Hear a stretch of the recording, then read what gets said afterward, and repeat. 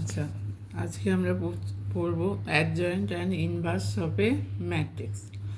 আচ্ছা, প্রথমে এখানে যে কোনো একটা স্কোয়ার ম্যাট্রিক্স নেওয়া হয়েছে। এ এর পদগুলি দ্বারা গঠিত নির্ণায়ককে ডিটারমিনেন্ট এ বা এই আকারে মড এ আকারে প্রকাশ করা হয়। এটা মানে হচ্ছে এ ম্যাট্রিক্সের যতগুলো পদ আছে সেই পদগুলোর ডিটারমিনেন্ট। আচ্ছা, যদি এই ডেটের মানটা শূন্য হয় তাহলে এ ম্যাট্রিক্সকে বলা হবে সিঙ্গুলার ম্যাট্রিক্স। ডিটারমিনেন্ট এর মান যদি শূন্য না হয় এ ম্যাট্রিক্সকে বলা হবে নন সিঙ্গুলার ম্যাট্রিক্স। এরপর হচ্ছে অ্যাডজয়েন্ট ম্যাট্রিক্স। প্রথমে একটা স্কোয়ার ম্যাট্রিক্স এ নেওয়া হয়েছে।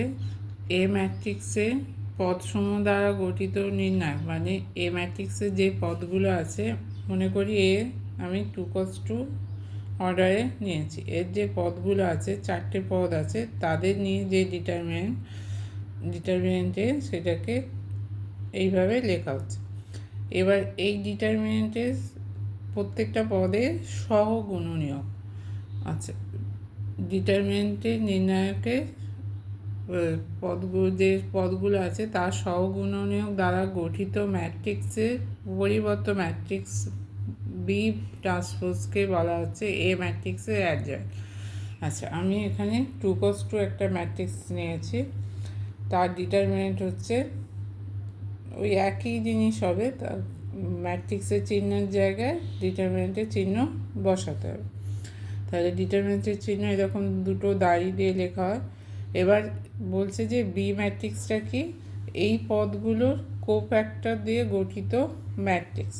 তাহলে A11-এর কোফ্যাক্টর আমি চিহ্নিত করছি ক্যাপিটাল A1। কোফ্যাক্টরগুলো মনে কর, এখানে প্রথম পদটা আছে A11 এই ডিটারমিনেন্টে, তার কোফ্যাক্টর কী হবে ক্যাপিটাল A11। A12 এর কোফ্যাক্টর হচ্ছে ক্যাপিটাল A12। A21-এর কোফ্যাক্টর হচ্ছে ক্যাপিটাল A21। A22-র কোফ্যাক্টর হচ্ছে ক্যাপিটাল A22। এবার এদের এই যে কোফ্যাক্টরগুলো দিয়ে গঠিত ম্যাট্রিক্স হলো, সেইটা ট্রান্সপোজটা হচ্ছে বি ট্রান্সপোজ। মানে এই ম্যাট্রিক্সের ট্রান্সপোজ করলে যে ম্যাট্রিক্সটা হবে, ট্রান্সপোজ করলে কী হবে, এই রোটা চলে যাবে কালামে। তাহলে capital A11 A12, A21 A22 second rota হয়ে যাবে এখানে সেকেন্ড কালাম। তাহলে এই ম্যাট্রিক্সটাকে বলা হচ্ছে অ্যাডজয়েন্ট ম্যাট্রিক্স। আচ্ছা, এইগুলো কি, এগুলো কিভাবে বার করব কোফ্যাক্টরগুলো? আচ্ছা, এখানে ডিটারমিনেন্টে আছে 2 রো 2 কালাম। এই যে A11-এর কোফ্যাক্টর হচ্ছে ক্যাপিটাল A11। এইটা বার করার নিয়ম হচ্ছে এই পদটা যে রোতে এবং যে কালামে থাকবে সেইটা বাদ যাবে। A11টা কোথায় আছে, ফার্স্ট রো ফার্স্ট কালাম। তাহলে ফার্স্ট রো বাদ, ফার্স্ট কালাম বাদ। তাহলে কোফ্যাক্টর কী হলো A22। তাহলে A11 হচ্ছে A22, A12 A12 এই পদটা কোথায় আছে, ফার্স্ট রো সেকেন্ড কালাম। তাহলে ফার্স্ট রো সেকেন্ড কালাম বাদ দিলে এইটা হচ্ছে কোফ্যাক্টর। A12 সমান হচ্ছে A21। A21 হচ্ছে সেকেন্ড রো ফার্স্ট কালাম, তার কোফ্যাক্টর হবে এইটা বা ফার্স্ট কালাম বাদ সেকেন্ড রো বাদ A12। A22 কোফ্যাক্টর, এইটার কোফ্যাক্টর কী হবে, সেকেন্ড রো বাদ সেকেন্ড কালাম বাদ A1। তাহলে অ্যাডজয়েন্ট ম্যাট্রিক্সটা কি দাঁড়াচ্ছে, অ্যাডজয়েন্ট ম্যাট্রিক্সটা দাঁড়াচ্ছে হচ্ছে A11-এর মান হচ্ছে A22, A21-এর মান হচ্ছে A12, A12-এর মান হচ্ছে A21, আর A22-র মান হচ্ছে A11। তাহলে এই ম্যাট্রিক্সটাকে বলা হবে আগের ম্যাট্রিক্সের অ্যাডজয়েন্ট ম্যাট্রিক্স। এবার যদি আমি 3×3 ম্যাট্রিক্স নিই, এখানে আমরা 3টে রো 3টে কালাম নিয়ে একটা 3×3 স্কোয়ার ম্যাট্রিক্স নিলাম। এবার এর পদগুলো দ্বারা গঠিত নির্ণায়ক কী হবে, একই জিনিস হবে, শুধু ম্যাট্রিক্সের চিহ্নর বদলে ডিটারমিনেন্টের চিহ্ন বসালাম। এবার তাহলে এই পদগুলোর আমি প্রত্যেকটার কোফ্যাক্টর বার করব। তাহলে A11-এর কোফ্যাক্টর হচ্ছে ক্যাপিটাল A11, এটা কীভাবে আসবে? একই রকমভাবে ফার্স্ট কালাম বাদ, তাহলে সেক্ষেত্রে 3 cos 3 এর ম্যাট্রিক্সের ক্ষেত্রে প্রত্যেকটা পদের কোফ্যাক্টর হবে একটা 2 cos 2 অর্ডারে ডিটারমিনেন্ট। তাহলে A11-এর কোফ্যাক্টর হচ্ছে ক্যাপিটাল A11, এটার ফার্স্ট রোটা বাদ দিয়ে দিলাম, ফার্স্ট কালামটা বাদ দিয়ে দিলাম, তাহলে এইটা সেকেন্ড অর্ডার ডিটারমিনেন্টটা হচ্ছে এর cofactor A22, A23, A32, A33। তাহলে A11 হচ্ছে cofactor A22, A23, A32, A33। একইভাবে A12 এর ক্ষেত্রে এইটা বাদ, তাহলে A21, A31, A23, A33, এইভাবে কোফ্যাক্টরগুলো নির্ণয় করা হয়। এবার এই সমস্ত কোফ্যাক্টরগুলো দিয়ে যে ম্যাট্রিক্সটা নির্ণীত হয় সেটা হচ্ছে বি ম্যাট্রিক্স। এই যে ডিটারমিনেন্টের প্রত্যেকটা কোফ্যাক্টর দিয়ে নির্ণীত ম্যাট্রিক্সটাকে বি ম্যাট্রিক্স দিয়ে চিহ্নিত করা আছে। এবার এর যে বি ট্রান্সপোজ, এটাকে বলা হচ্ছে অ্যাডজয়েন্টে। তাহলে অ্যাডজয়েন্ট অফ এ ম্যাট্রিক্স, এই ম্যাট্রিক্সের অ্যাডজয়েন্টটা কী হবে? এই কোফ্যাক্টরগুলো দ্বারা গঠিত ম্যাট্রিক্সের ট্রান্সপোজ। তাহলে এই ট্রান্সপোজ করলে কী হবে? এই কালামগুলো চলে যাচ্ছে রোতে। ফার্স্ট কালাম ফার্স্ট রো, সেকেন্ড কালাম সেকেন্ড রো, থার্ড কালাম থার্ড রো। তাহলে বি ট্রান্সপোজকে বলা হচ্ছে অ্যাডজয়েন্ট ম্যাট্রিক্স। আচ্ছা, অ্যাডজয়েন্ট এ, এই ম্যাট্রিক্স বাই ডিটারমিনেন্ট এ, এইটাকে বলা হয় অনন্যক ম্যাট্রিক্স বা রেসিপ্রোকাল ম্যাট্রিক্স। এরপর আসছে ইনভার্স অফ এ ম্যাট্রিক্স, বিপরীত বা বিলোম ম্যাট্রিক্স। দুটো যদি একই ক্রমের স্কোয়ার ম্যাট্রিক্স থাকে এ ও বি, যাদের গুণফল হয়ে যাবে আইডেন্টিটি ম্যাট্রিক্স, অর্থাৎ এ বি গুণ করলেও আইডেন্টিটি ম্যাট্রিক্স হবে, বি এ গুণ করলেও আইডেন্টিটি ম্যাট্রিক্স হবে, তাহলে বি ম্যাট্রিক্সকে বলা হয় এ ম্যাট্রিক্সের ইনভার্স বা বিপরীত ম্যাট্রিক্স। তাহলে দুটো ম্যাট্রিক্সের গুণফল যদি আইডেন্টিটি ম্যাট্রিক্স হয় তাহলে সেই ম্যাট্রিক্সকে বলা হবে অপর ম্যাট্রিক্সের ইনভার্স।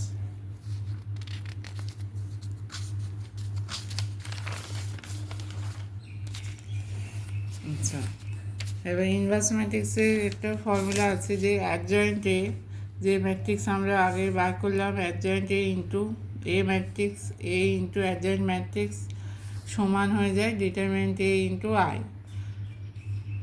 তাহলে এবার এই ডিটারমিনেন্ট এটা নিচে নামিয়ে দিলে কী হবে? Adjoint A by determinant A into A matrix, A into adjoint A by determinant A সমান আইডেন্টিটি ম্যাট্রিক্স। তাহলে বিপরীত ম্যাট্রিক্সে কী ছিল? দুটো ম্যাট্রিক্সের গুণফল যদি আইডেন্টিটি হয় তাহলে সেই ম্যাট্রিক্সকে একে অপরের ইনভার্স বলা হবে। এখানে দেখা যাচ্ছে adjoint A by determinant A into A into adjoint A by determinant A সমান আইডেন্টিটি ম্যাট্রিক্স। তাহলে এ ইনভার্স সমান হচ্ছে adjoint A by determinant A. তাহলে বিপরীত ম্যাট্রিক্সের ফর্মুলা অনুযায়ী কী হয়? অ্যাডজয়েন্ট এটা বার করতে হবে, তাকে ডিটারমিনেন্ট এর মান দিয়ে ভাগ করতে হবে, সেটা হয়ে যাবে এ ম্যাট্রিক্সের ইনভার্স ম্যাট্রিক্স। এবার properties of inverse matrix. Inverse ম্যাট্রিক্সের কী কী প্রপার্টি আছে?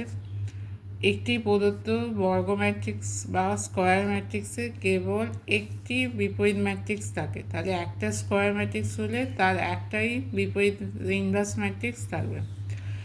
এ ইনভার্সের ইনভার্স সমান হচ্ছে এ ম্যাট্রিক্স। এ ইনভার্স প্রথমে বার করব, তার আবার যদি ইনভার্স বার করি দেখা যাবে যে পুরনো এ ম্যাট্রিক্সে আবার ফিরে আসছে।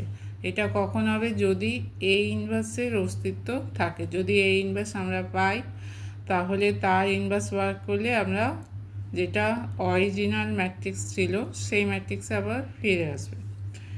এ ইনভার্সের ট্রান্সপোজ সমান কী হবে? এটা ট্রান্সপোজটা তলায় এই নিচে চলে আসবে, এই ইনভার্সটা বাইরে চলে যাবে।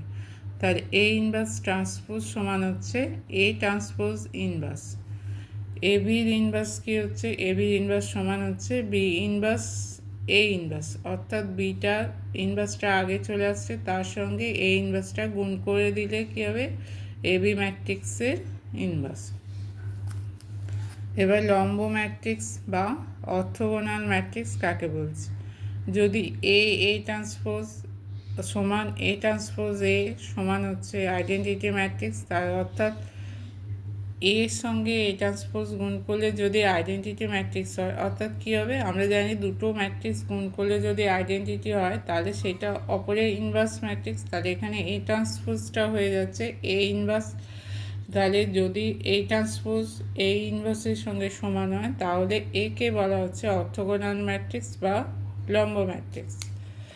আচ্ছা, যদি এর বিপরীতটা সংজ্ঞার সাহায্যে কী পাচ্ছি, যদি এ একটা লম্ব ম্যাট্রিক্স হয় তাহলে সেক্ষেত্রে এ ট্রান্সপোজটা এ ইনভার্স হয়ে যাবে।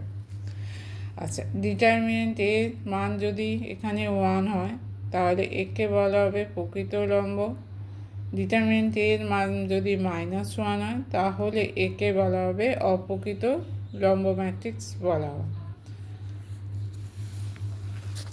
আচ্ছা, এরপর আসছে ম্যাট্রিক্স পদ্ধতির প্রয়োগে একঘাত সমীকরণের সমাধান। এখানে তিনটে সমীকরণ দেওয়া আছে, তিনটে চলরাশি এক্স ওয়াই জেডের তিনটে একঘাত সমীকরণ দেওয়া আছে। প্রথম সমীকরণ a11 x a12 y a13 z সমান k1, a21 x a22 y a plus a23 z সমান k2, a31 x plus a32 y plus a33 z সমান k3। এই সমীকরণটাকে আমি যদি ম্যাট্রিক্স আকারে লিখি তাহলে কী হবে, এই সহগগুলো এক্স ওয়াই জেডের যে সহগগুলো আছে সেগুলো একটা ম্যাট্রিক্সে আমি নিয়ে এলাম।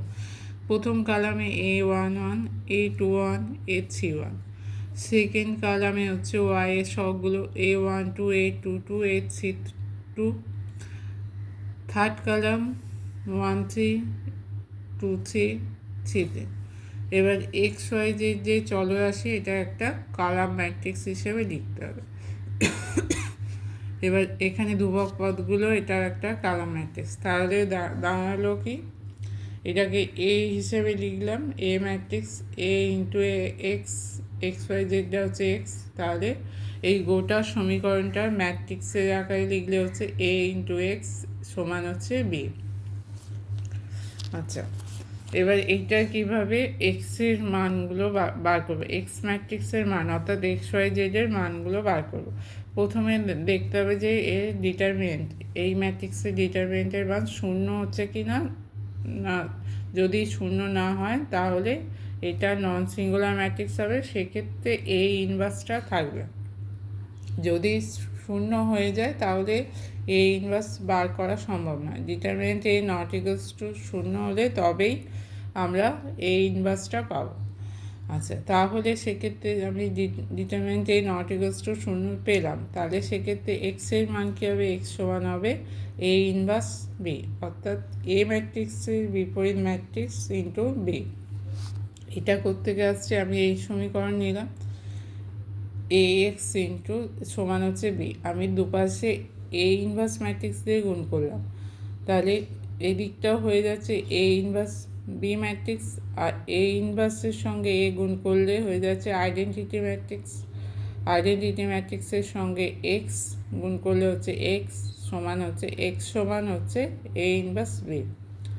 তাহলে এই দুটো ম্যাট্রিক্স গুণ করে আমি আইডেন্টিটি ম্যাট্রিক্স পাচ্ছি। আমরা জানি আইডেন্টিটি ম্যাট্রিক্সের সঙ্গে যে কোনো ম্যাট্রিক্স যদি গুণ করা হয় তাহলে সেই ম্যাট্রিক্স ফিরে আসে, তাহলে এখানে হয়ে যাবে এক্স ম্যাট্রিক্স সমান হচ্ছে এ ইনভার্স বি।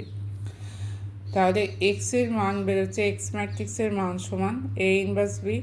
এই ইনভার্স আমরা ফর্মুলা অনুযায়ী, ইনভার্সের ফর্মুলা অনুযায়ী জানি যে এই ইনভার্সের মান হচ্ছে adjoint A by determinant A সমান ইন্টু বি।